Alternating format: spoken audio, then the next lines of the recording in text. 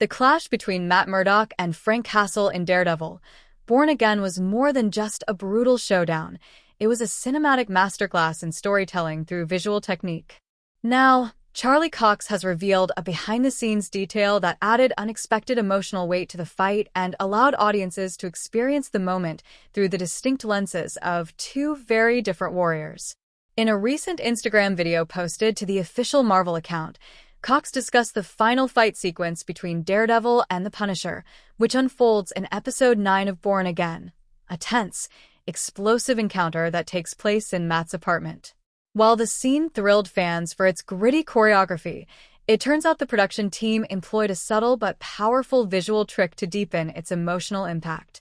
Handheld versus slow motion, a tale of two fighters.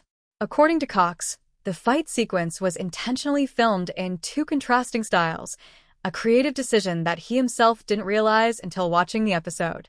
All of my side of the fight is a handheld camera shot at 24 frames per second, Cox explained, referencing the standard frame rate for live-action filming, which closely mimics real human perception. It plays at human speed. On the other hand, all of Frank's side of the fight is shot at 96 frames, Cox continued. So it's almost all in slow motion. The use of these two camera techniques does more than distinguish the characters visually. It tells a deeper story about their inner worlds.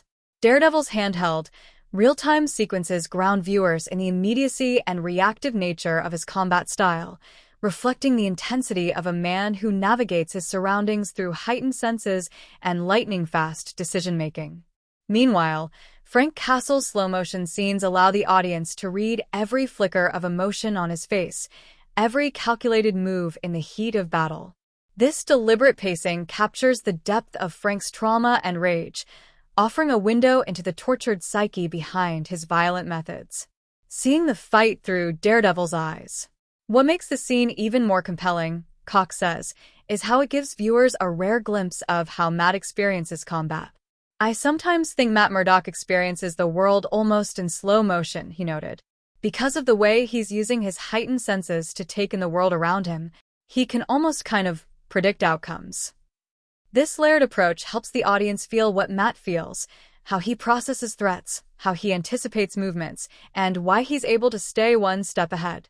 By contrast, Frank's world is presented as heavier and more emotionally burdened, and the slow-motion segments allow viewers to linger on his turmoil and intensity. The result?